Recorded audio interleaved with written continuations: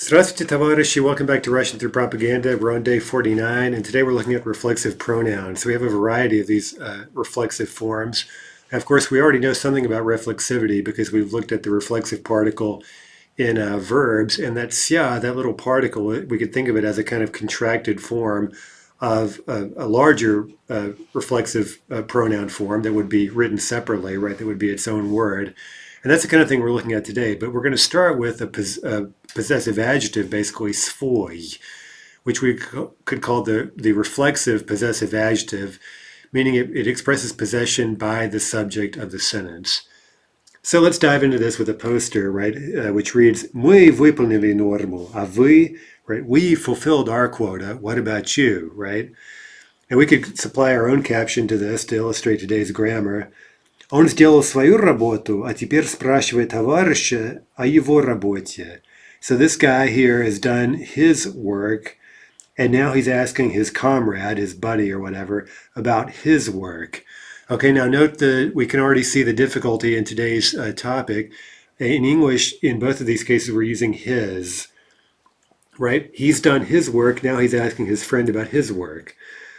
Okay, so obviously, as so often is the case, Russian is making a distinction that English doesn't make very clearly often.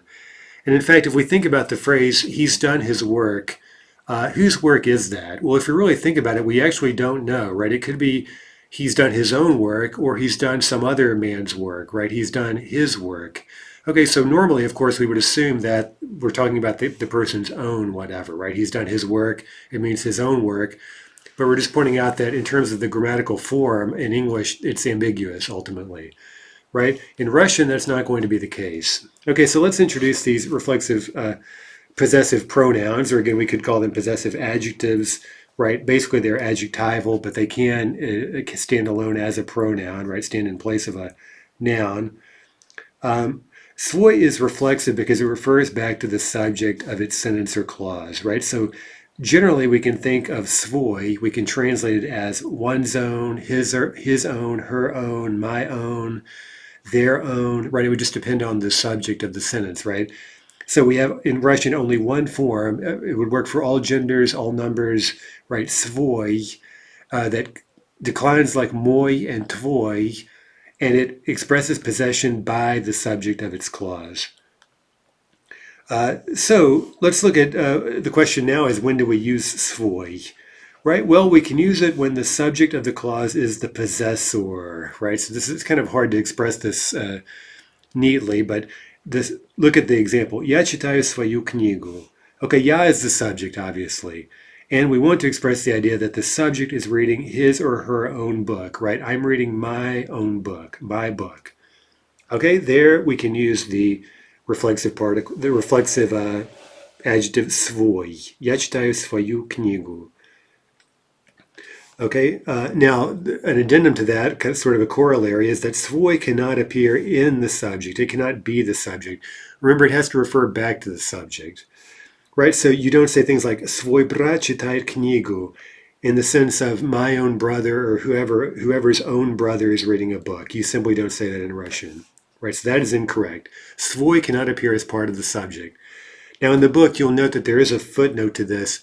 The truth is actually that it can appear as part of the subject, but that's really kind of a different topic. It's not, and also it's certain things like, well, certain sayings, certain posloviцы and things like this. So it's not really worth getting into right now is my point, right? In terms of today's grammar, in terms of the general rules for using svoy, the rule that it can't appear as part of the subject is a good rule, a very solid rule for people, especially at this stage.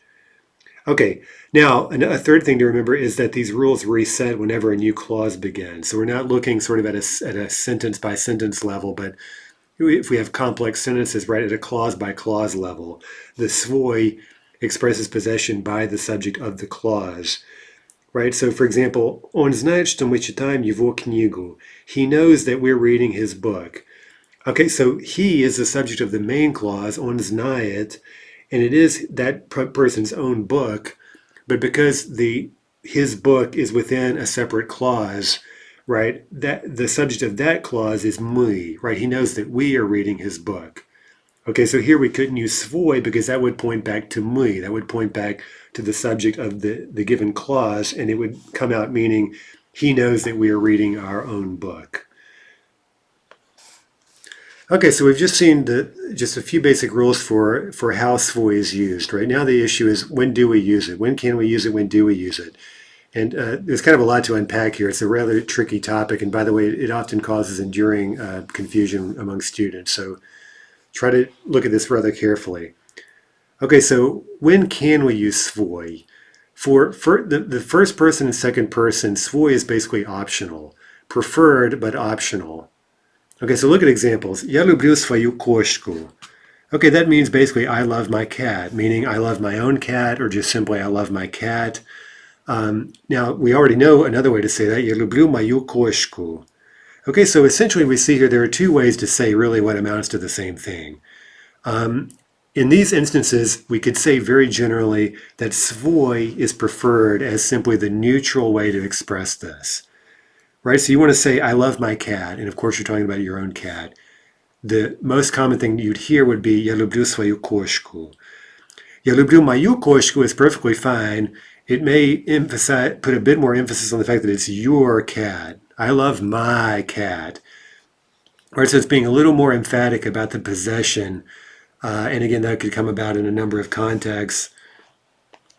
Maybe you're contrasting the fact that you love your cat as opposed to someone else's cat, just to take an example. Okay, so both are perfectly acceptable. They mean pretty much the same thing, but svoy would be preferred. Okay, let's take a T example. Ты любишь свою работу, ты любишь твою работу. Both are fine. They mean pretty much the same thing, but svoy would be preferred. It would be more natural, more neutral.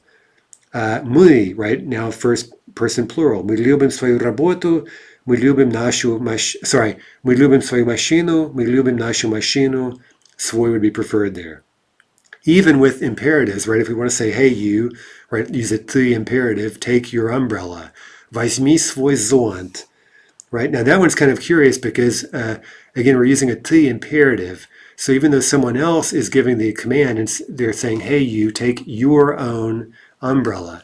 Now again, we could say возьми твой зонт if we are being emphatic about whatever reason that it's your umbrella and not someone else's, but the neutral expression would be возьми свой зонт. Okay, now the good news there is that, again, kind of nuance or questions of emphasis aside, it's impossible to make a mistake there. There's not going to be some misunderstanding depending on your choice between мой and свой, for example.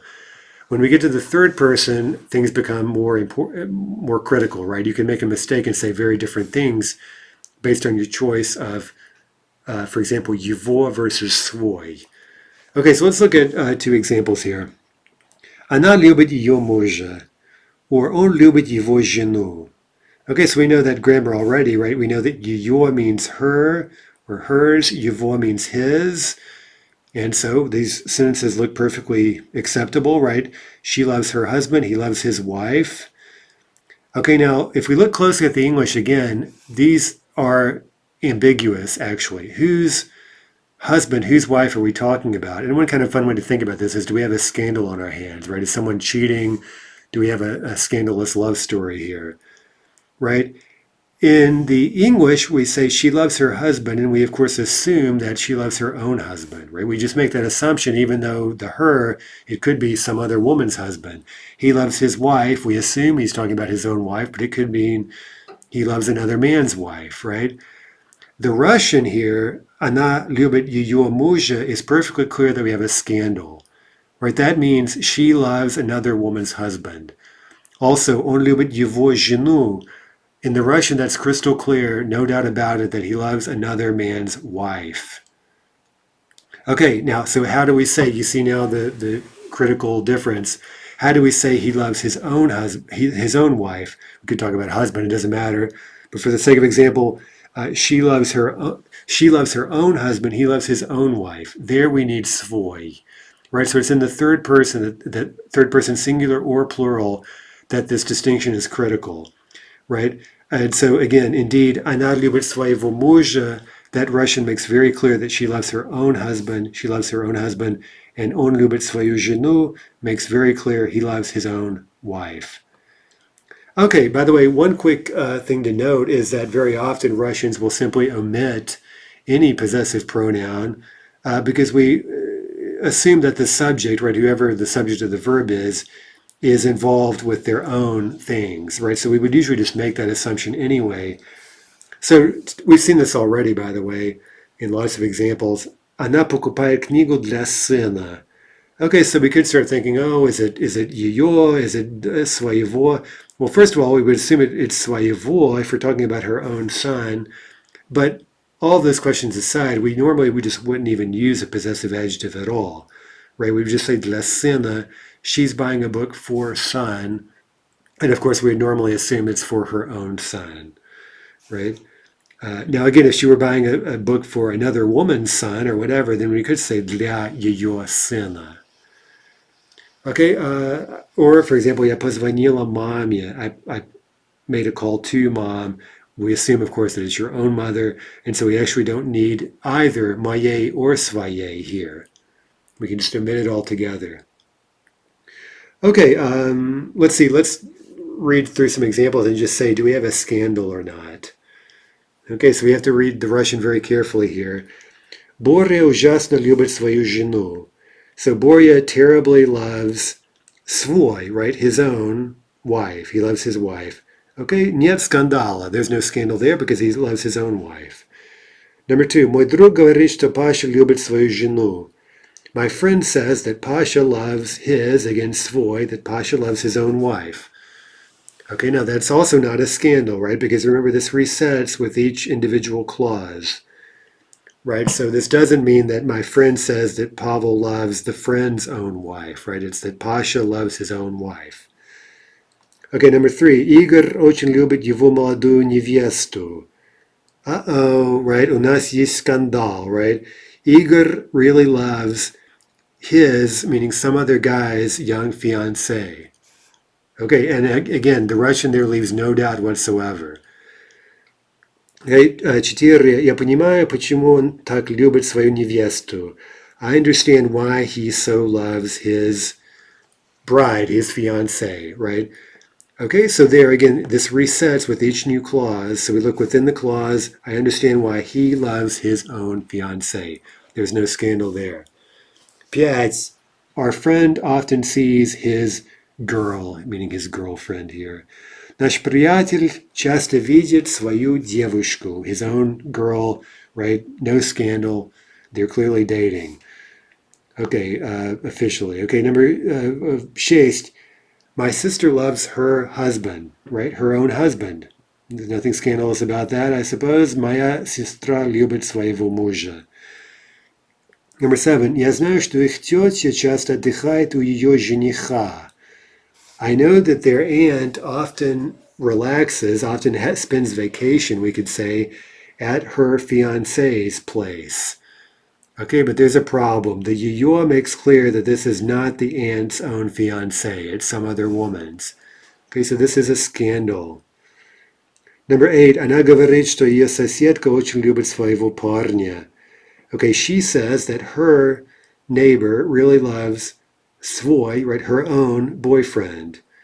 Okay, nothing wrong there. Now, the first ее, that's referring back to the speaker and the person in the main clause, right? She says that her neighbor, and again, we've reset here. Now, remember that svoy, we can't use it as part of the subject, so we're never going to say своя соседка очень любит, right? That's just not happening. So we use ее соседка, and then that's the subject of our new clause, to which the svoy points back, right? So her neighbor really loves her own boyfriend. Okay, let's do a few of these. Now, in these examples, the svoy is optional, right? But preferred, right? So let's use it. Okay, so that means we're in the first and second person. I'm working in my room. Я работаю в своей комнате. Number 2. Now again, we could use в моей комнате, but that would be a bit more emphatic. I'm working in my room and not yours or something of that nature. Number 2, we love our city. Мы любим свой город. Number 3, did you forget your key? Ты забыла свой ключ? Right? Now again, твой ключ would be fine, but that would be kind of emphatic for whatever reason. Did you forget your key? 4, you're always talking about your dog. Ты всегда говоришь о своей собаке. 5. I hate my job. Я ненавижу свою работу. Okay, now the next exercise is much more important because we can make a very bad mistake, right? In the sense that our choice between его, ее, and ich, and in turn svoy, is going to produce a difference in meaning. Okay, Vova has a girlfriend, and we want to say he called his girlfriend, meaning this is Vova's girlfriend. Он звонил своей девушке. Он звонил своей девушке. His friend called his girlfriend, meaning his friend called Vova's girlfriend.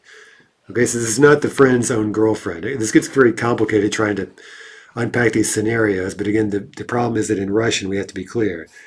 Его друг позвонил его девушке, meaning Vova's friend called Vova's girlfriend, meaning it's not the friend's own girlfriend. So we need его девушке. Okay, Borya has a dog. Let's establish that. Borya loves his dog, and this is his own dog. Borya любит свою собаку. His neighbor loves Borya's dog. Okay, this is not the neighbor's own dog. So его сосед любит его собаку.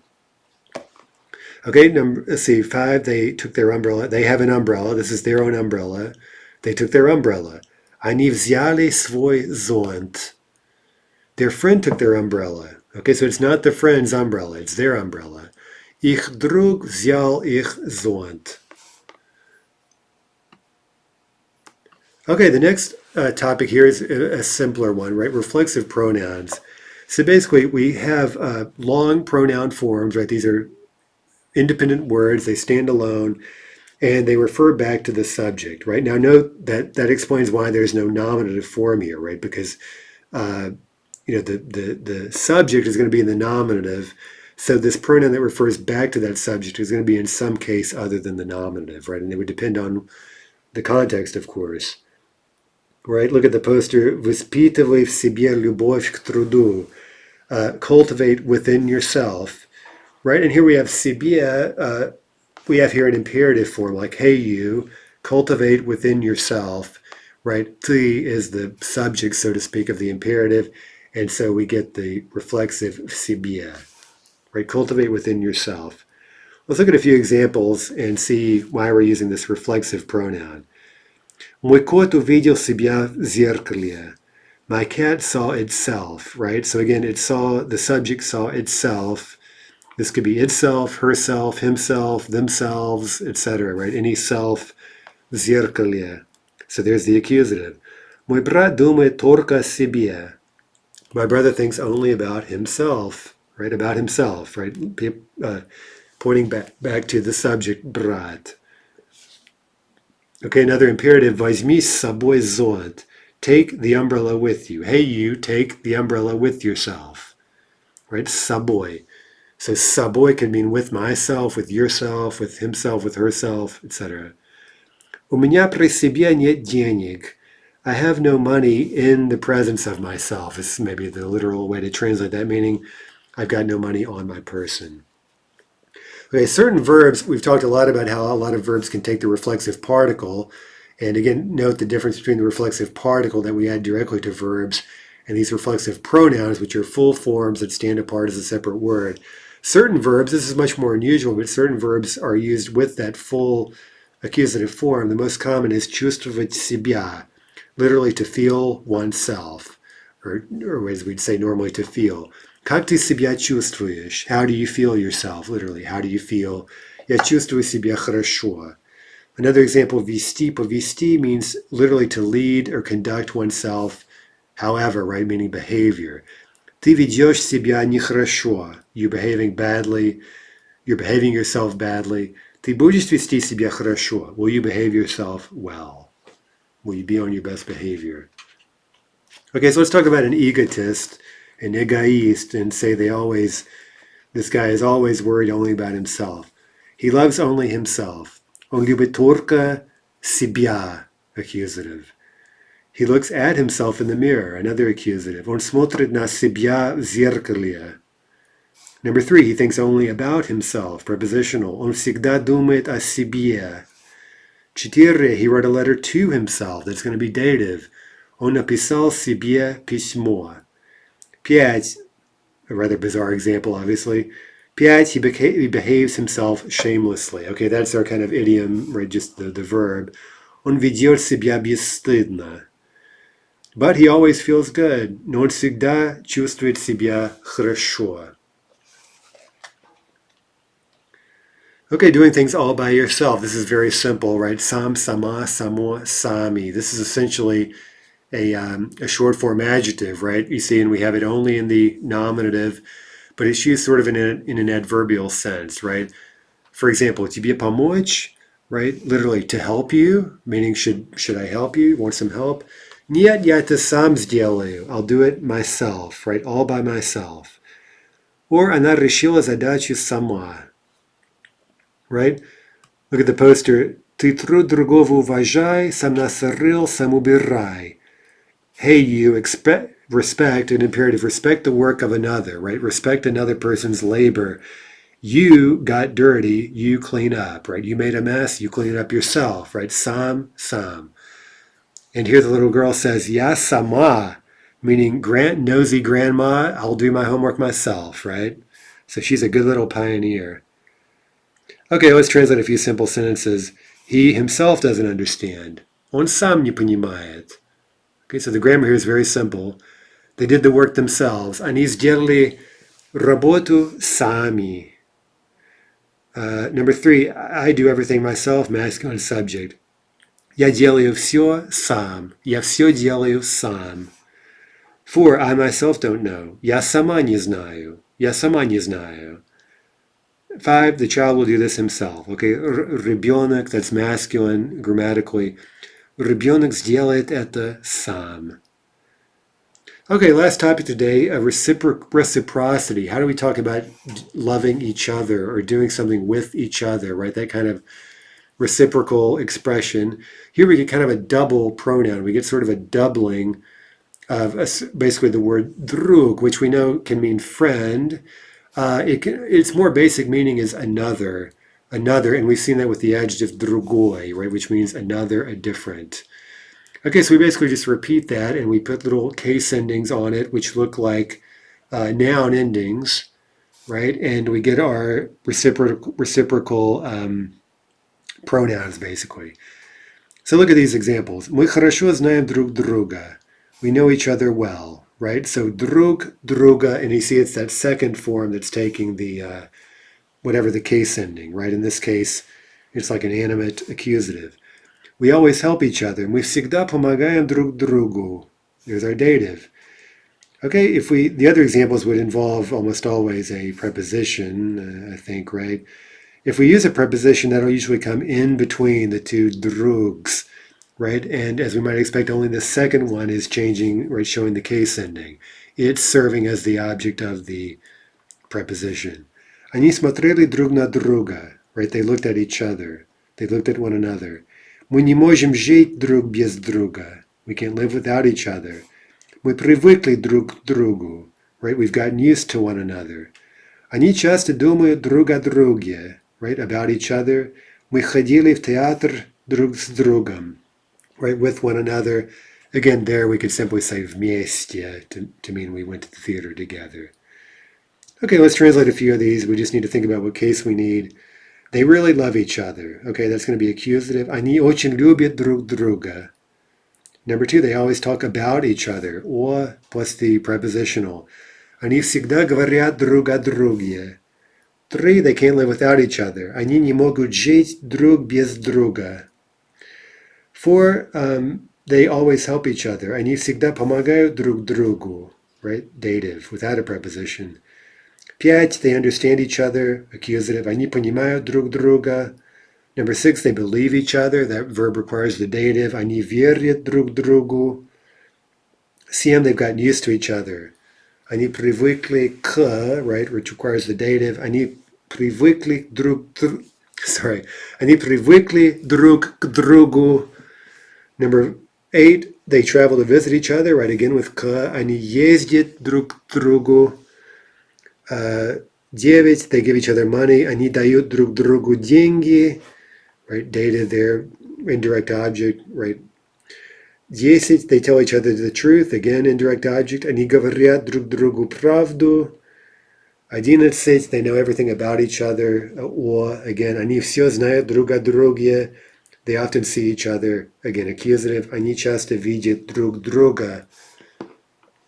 Okay, that does it for today. So some nice little forms there.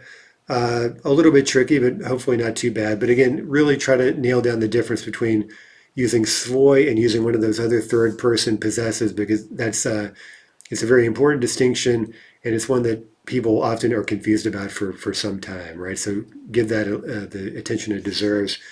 Tomorrow is the last day of book 1, so quite a milestone. We'll talk a little bit about certain types of subordinate clauses and uses of the infinitive. So tomorrow, really more review. Until then, до свидания, товарищи.